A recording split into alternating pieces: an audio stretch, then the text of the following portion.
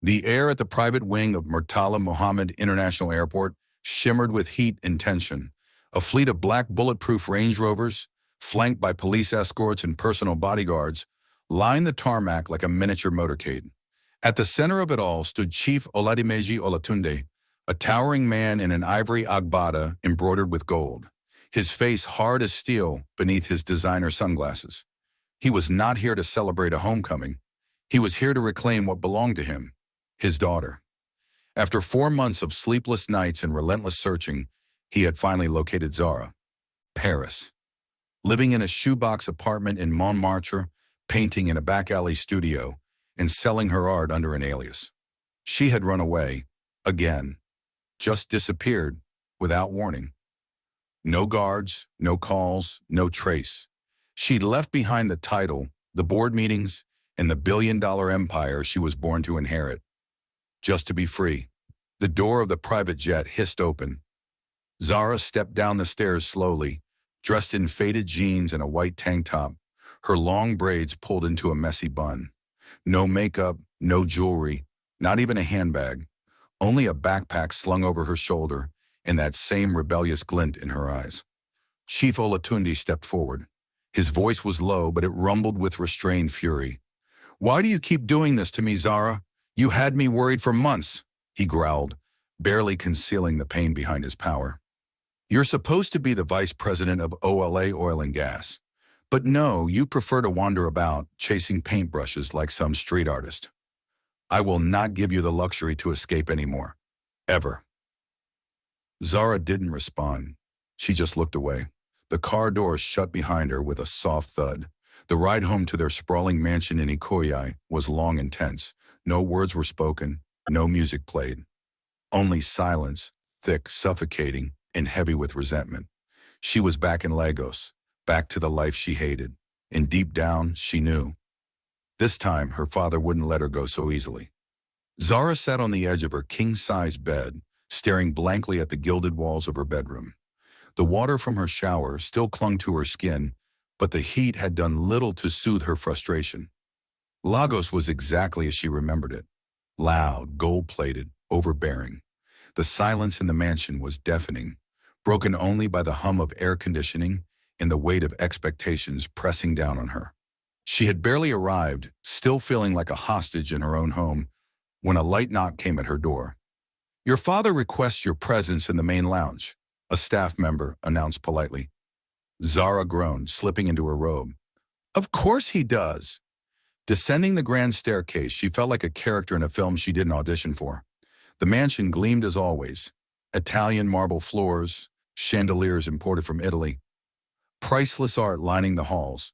But the moment her eyes met the figure standing in the foyer, the luxurious setting faded to the background. He was unlike any of the men her father had hired before. Tall, broad, intimidating. Still, the air around him crackled with unspoken danger. His black t-shirt clung to his sculpted torso, tactical boots planted firmly, and a jagged scar sliced above his brow. His eyes, cold, calculating and unreadable, locked onto her like a hawk. "Zara," Chief Olatunde said, his voice stern. "Meet Kola Radley. He's your new bodyguard, former military, discreet, effective. You will not move without him." Her brows shot up. "You're joking, right? A bodyguard? What am I, 5? "You've proven you can't be trusted to stay safe," he replied flatly. "You're the only heir to a billion-dollar company, and there are still people who'd love to see you hurt." Zara turned to Kola, eyeing him from head to toe with deliberate challenge. "So you're the new babysitter?" His expression didn't shift an inch. "I'm here to keep you alive, not to make friends." Her smirk faded. For once, she didn't have a snarky comeback. This man didn't care about her name, her money, or her drama, and somehow that made him even more dangerous. The Olatunde mansion woke with its usual rhythm, clinking china, murmured orders from the head butler, and the distant purr of engines starting in the driveway. But one room remained untouched by the morning chaos. Zara's. Radley stood downstairs, jaw clenched, arms folded. His eyes flicked to the vintage grandfather clock as the second hand ticked past 9:07 a.m. He had been ready since 7. The car was polished, The route cleared, and the chief had already arrived at OLA Oil and Gas headquarters to prepare for the emergency board meeting. Today wasn't just any day. Today, Zara was being introduced as vice president of the billion-dollar empire, and she was still in bed. Of all the assignments in the world, he muttered under his breath, I end up babysitting a rich, rebellious heiress with no concept of time. Frustrated but composed, he strode up the curved staircase and stopped at her door. He knocked. Once. Twice. No answer. He exhaled slowly, then opened the door and walked in. There she was, Zara Olatunde, sprawled across her designer sheets like a sleeping goddess. Her braids were tangled across her pillow, and her silk robe had slipped off one shoulder. The room smelled of vanilla and something soft and floral. He rolled his eyes. This was the woman he was risking his career to protect? He walked over and tapped her arm. Get up, we're late. Your father has called a board meeting to introduce you as the new VP. Zara stirred and groaned. Not going, she mumbled, dragging the covers over her head. Tell him I'm sick or dead, Radley's voice turned to steel. You can leave in your nightwear or dress like a decent woman about to be a CEO, but I'm dragging you out of here in 30 minutes either way. You decide how you want to appear. The calm venom in his voice snapped her eyes open. She sat up slowly, narrowing her gaze at him like he'd slapped her. I hate you, she hissed. He didn't blink. Good. It'll make my job easier. Exactly 28 minutes later, Zara stomped down the stairs in a perfectly tailored navy blue suit, her expression thunderous, her heels clicking like gunfire. Radley opened the car door without a word. She slid in, arms crossed, jaw clenched. The drive was suffocatingly silent. Who the hell did he think he was? She wasn't sure what burned more, the humiliation or the fact that she hadn't won the round. The OLA oil gas tower loomed ahead like a crown jewel in the heart of Victoria Island. As the convoy pulled up to the front entrance, Radley checked his watch. 9:56 a.m., 4 minutes to spare. He opened the door for Zara, who stepped out with the ease of someone born into wealth. Her navy blue pantsuit clung to her like luxury silk. Her heels clacked confidently, and her face held that signature Olatunde nonchalance, the kind that made people stop and stare. But inside, Zara was somewhere else entirely. The reception staff bowed slightly as she passed, whispering amongst themselves. That's the heiress, one of them murmured, the girl who disappeared to Paris. Zara swept into the top-floor boardroom just before the meeting began. Executives, managers, shareholders, all turned to look at her. Chief Olatunde stood at the head of the glass conference table in a sharp gray agbada, every thread screaming power. But his eyes softened, briefly, when he saw her. Ladies and gentlemen, he began, voice calm and authoritative, I present to you the new vice president of OLA Oil and Gas, Zara Olatunde. Applause followed, some genuine, most out of obligation. Zara took her seat without acknowledging any of them, crossing her legs and subtly scrolling through her phone under the table. Her expression said it all. She didn't care. As the meeting progressed, Chief Olatunde outlined plans for her official transition. Leadership training, department shadowing, press introductions. She heard none of it. Her mind drifted to the Paris art gallery she used to visit and the freedom she left behind. By the time the meeting ended, she rose, gave a vague nod, and sauntered out of the boardroom like it was another brunch event she'd barely tolerated. Back in her assigned corner office, lavish, glass-walled, and filled with untouched gadgets, Zara kicked off her heels, tossed her bag on the desk, and curled up on the sofa.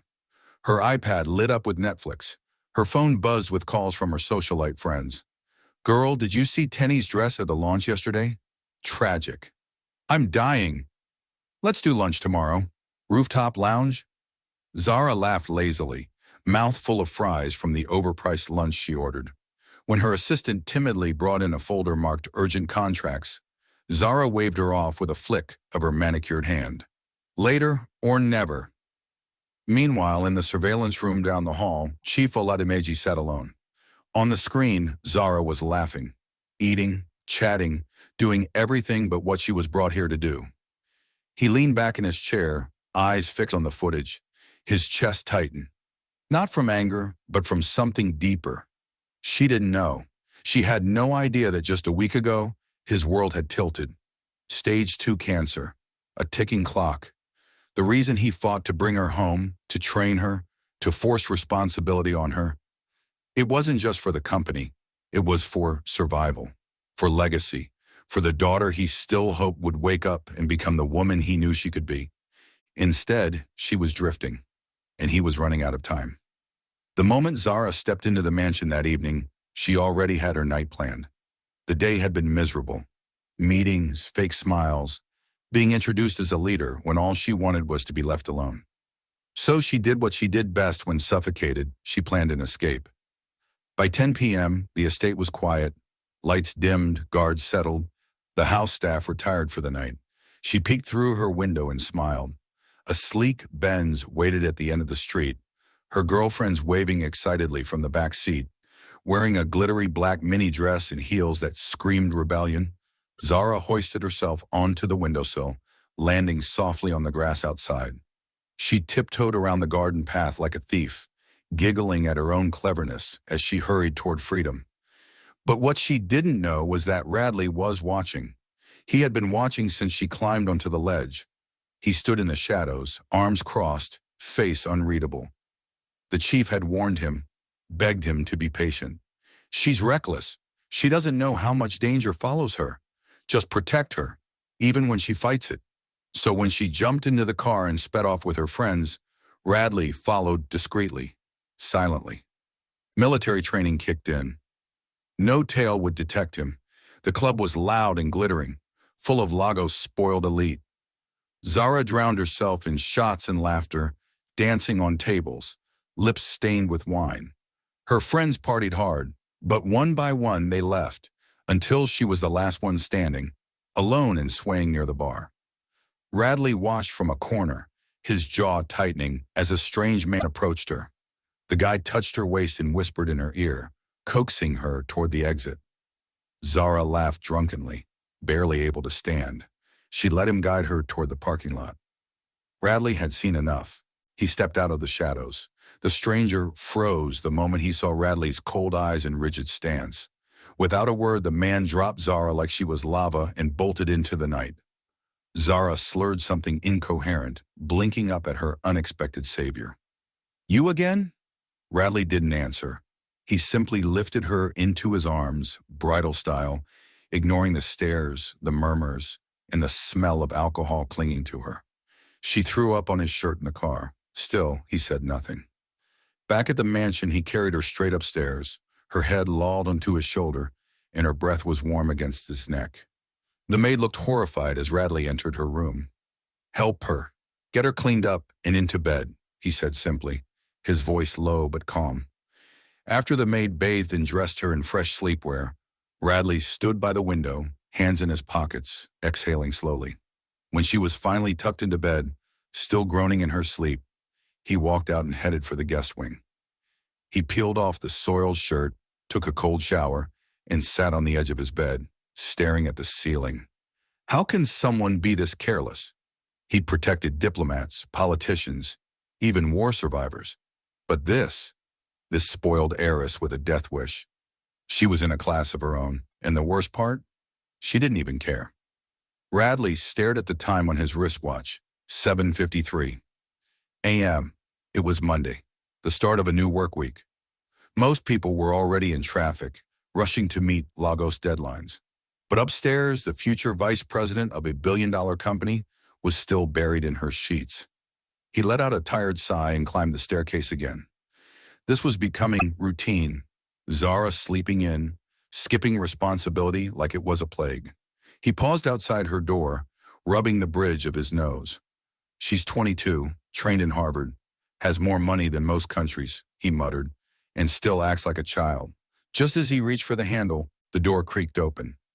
Zara stumbled out slowly, sunglasses on at 8 a.m. Her outfit was sharp, sure, but her eyes were puffy, her face pale, and her walk just a little too slow to hide the hangover still coursing through her. Without saying a word, she grabbed her handbag and made her way downstairs, heels clacking unevenly. The drive was tense. Again. Halfway through the road, she finally spoke, her voice low, almost hesitant. "Radley," she said, her tone unfamiliar. He didn't look at her. "What?" She hesitated. "Do you have any idea how I got home last night? I feel like you drove me." He gripped the wheel a little tighter. "Yes, I brought you home. And for the record, I never want to do that again. You need to grow up, Zara. Your attitude? It's insane." Zara turned sharply to him, her voice rising. "You're not my father. You have no right to tell me what to do." He glanced at her, calm but firm. "Even him you don't listen to." The rest of the ride was dead silent. When they arrived, Zara threw the door open and jumped out, slamming it shut behind her. The echo rang across the parking lot. Inside her glass-walled office, she paced like a lioness trapped in a zoo. Her mind replayed Radley's words over and over. Who did he think he was? He wasn't family. He wasn't even a friend. And yet, why did it sting? Angry and flustered, she stormed into the restroom to freshen up. Her makeup was smudged, her lip gloss faded. She splashed cold water on her face, trying to will away the headache pounding in her temples. That's when she heard them. Two junior staff stood by the restroom door, unaware she was inside. "I don't get why she's here. She doesn't even act like she wants the position," one whispered. "She's lazy, that's what. Spoiled and clueless. If her father dies tomorrow, she'll run the whole company into the ground." Zara froze. The words hit her like bullets. Her jaw clenched. Her heart dropped. She wanted to burst out and scream, but instead she looked at herself in the mirror. Harvard School of Law, top of her class, brilliant, sharp, born to lead. Yet here she was, hung over in a restroom, being gossiped about like a joke. For the first time in a long while, Zara didn't feel angry. She felt ashamed that evening, as the mansion doors closed behind her and the city lights faded into the distance.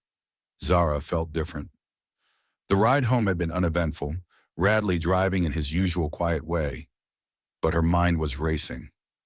The words she overheard in the restroom still stung, words meant to tear, to wound, and they had done exactly that. Worse still was Radley's blunt honesty. His words had echoed through her chest louder than any insult. She was a Harvard-trained lawyer, smart, capable. But somewhere along the way, she had traded power for rebellion, brilliance for indifference. And the world had noticed. That night, as the mansion slipped into its usual silence, Zara sat alone in her home office. The room was cold, untouched for weeks. Dust clung to the surface of her expensive mahogany desk. Piles of unopened folders sat untouched in a silver tray. She pulled the chair out slowly and sat. Then she worked. Her fingers flew across the keyboard, responding to emails she had ignored for weeks. She read through financial statements, flagged anomalies, signed contracts, and reviewed department performance reports with laser-sharp focus. She pored over everything, line by line, signature by signature. Hours passed. Midnight turned to 3 a.m. She felt a rush of adrenaline, not from rebellion this time, but from responsibility. It felt good. It felt right. She sent out an email to the company pilot. "Prepare the company jet. London, 9 a.m. business conference. Zara Olatunde in security detail." And just before dawn, she stood in front of her mirror, eyes tired but glowing. For the first time in a long time, she was proud of herself. The next morning, the Olatunde estate stirred as usual, but something felt different. Radley stood by the SUV in his usual black outfit, scrolling through updates from the security team, when he heard the front doors open. He looked up and paused. Zara walked out, a force of elegance and power wrapped in a cream blazer, tailored trousers, and nude heels. Her hair was pulled back in a sleek bun, her makeup soft but flawless. She looked like she belonged on the cover of a Forbes magazine. She walked straight to the car and opened the door herself. Radley blinked, stunned.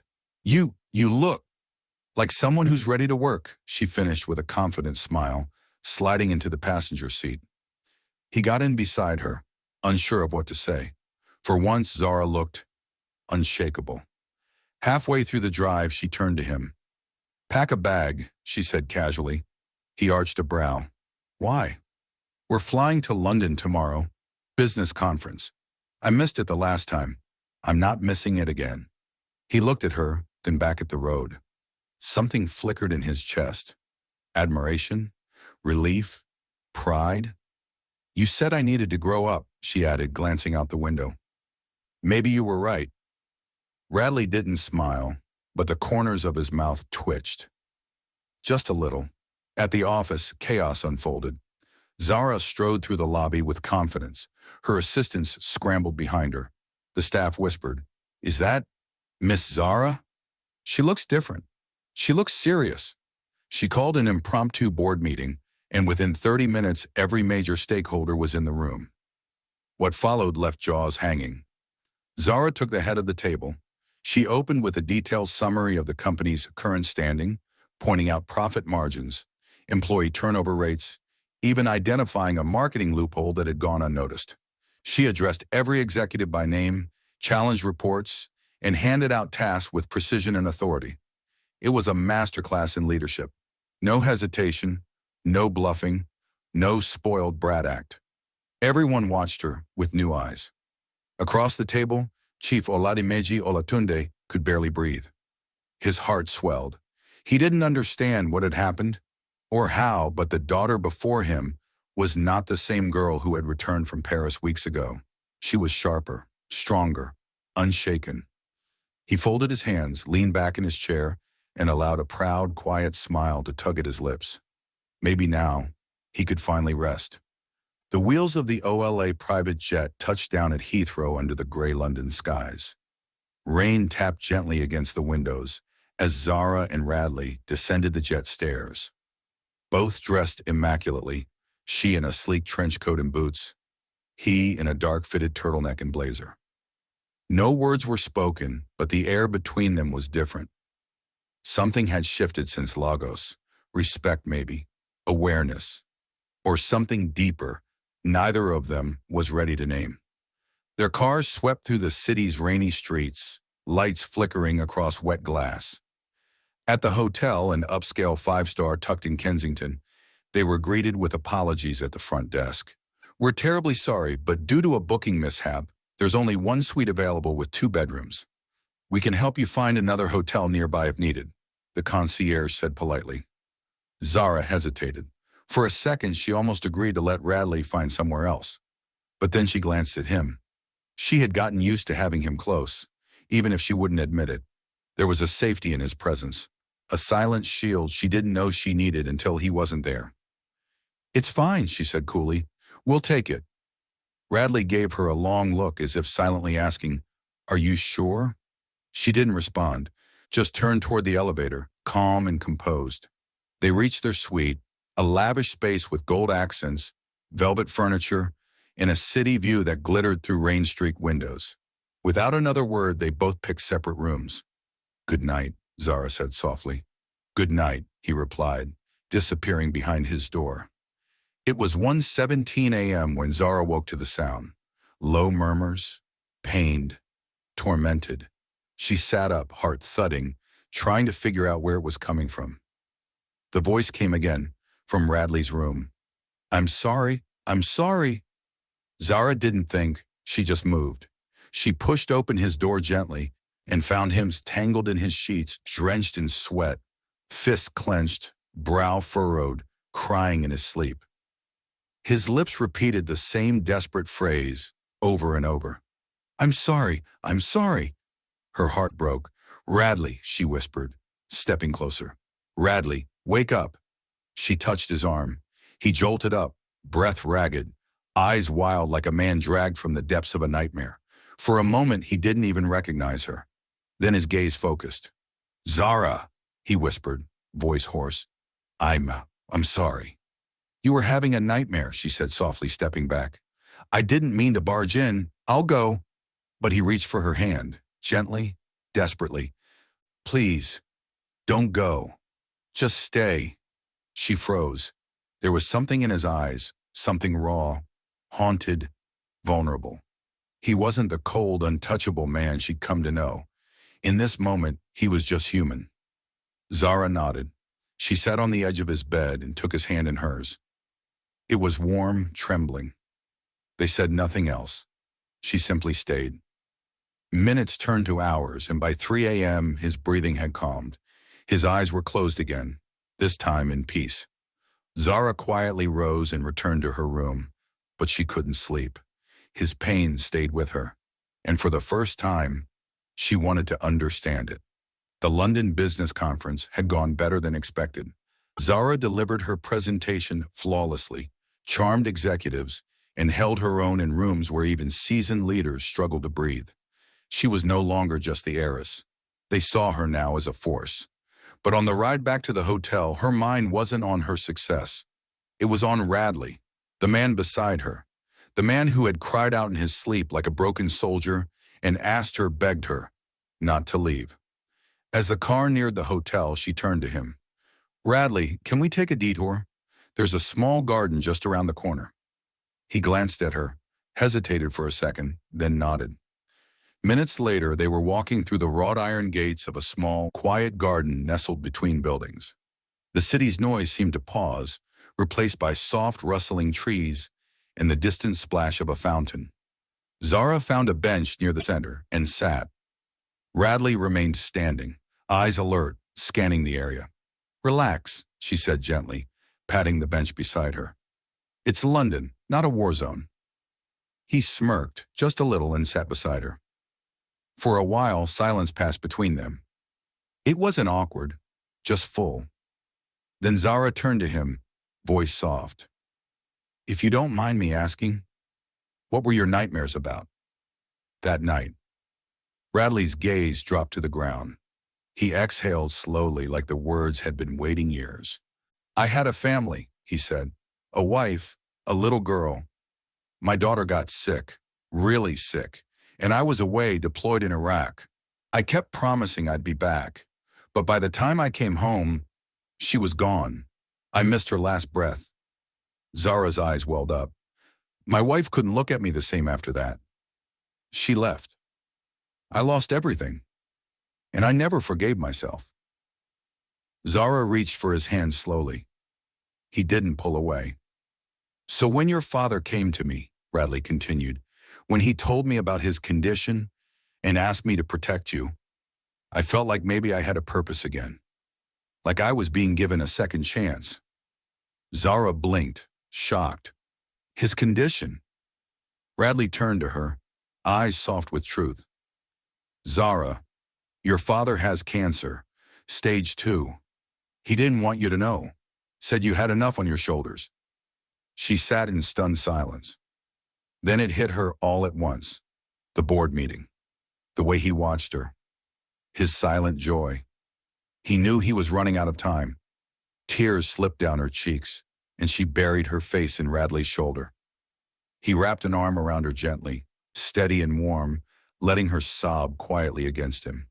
I didn't know, she whispered.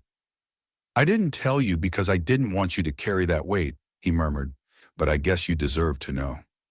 She lifted her head, eyes swollen, heart raw. Then, without thinking, without planning, it happened. She leaned in and pressed her lips softly against his. It was brief, warm, honest. And when they pulled apart, both of them sat there, eyes wide, breathing hard. Neither of them had seen it coming, but neither of them wanted to take it back. The ride back to the hotel was quiet, charged with a kind of electricity neither of them could name. Zara sat with her eyes fixed out the window, but her heart was trapped in the moment they shared in the garden. The kiss, the warmth, the quiet ache it left behind. Radley didn't say a word either, but his fingers tapped restlessly against his thigh the entire ride, betraying the storm within him. When they reached their suite, they both mumbled a tired, "Good night," retreating to their separate rooms like nothing had happened. But everything had changed. Zara paced her room, dragging her fingers through her hair. Her lips still tingled. Her heart was beating far too fast. Why did I do that? Why did he let me? And why, for the first time in forever, did it feel so right? She tried to sleep, but her body was restless. The air felt too thick. Her silk robe clung to her skin. Frustrated, she stepped into the shower, letting the hot water wash over her as if it could rinse away the feelings rising inside her. But it didn't help, because when she got out and slipped into a soft nightgown, she still couldn't sleep. She lay awake, turning from side to side, thoughts consumed by him, by Radley. She didn't know how or when she got out of bed, but suddenly she was standing outside his door. And before she could talk herself out of it, she knocked. He opened it almost immediately, eyes shadowed and intense as if he'd been waiting. They didn't speak. He simply stepped aside. She walked in, and he closed the space between them in seconds. His hands found her waist, her fingers tangled in his shirt. Lips crashed, breath mingled, and suddenly the tension that had been simmering for weeks exploded. Clothes hit the floor in whispers, and then, under soft hotel lights in the hush of London rain, they made love. It wasn't rushed. It wasn't reckless. Every stroke was deliberate, tender and deep.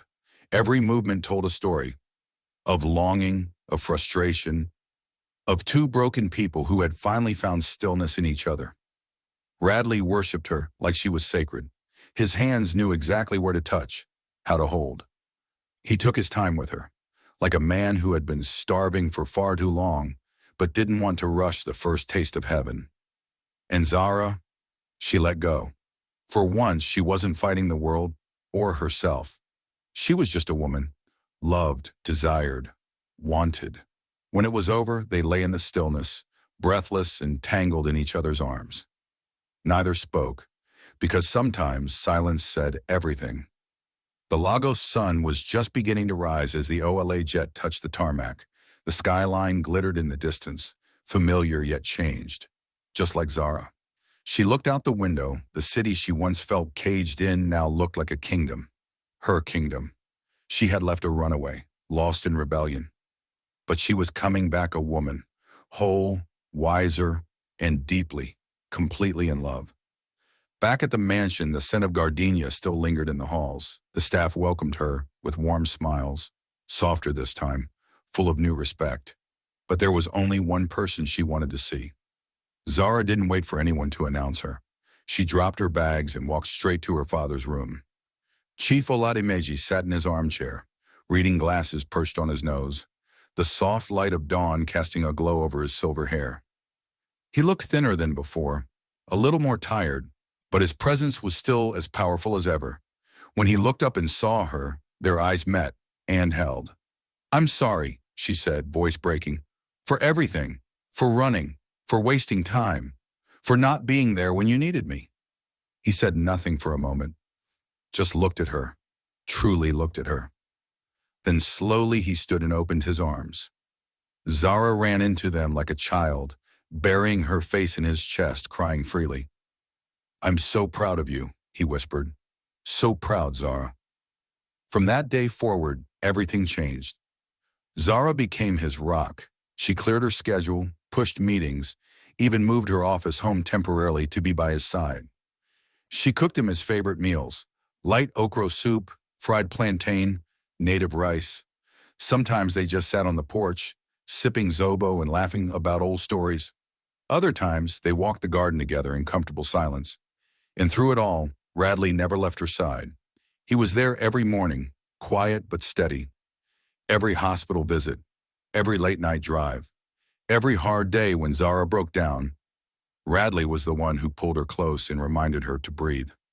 One evening after dinner, her father watched them from across the courtyard, the way Zara leaned into Radley when she laughed, the way his hand hovered near her lower back protectively, like muscle memory, the way they moved together, like two people who shared a rhythm the world couldn't hear.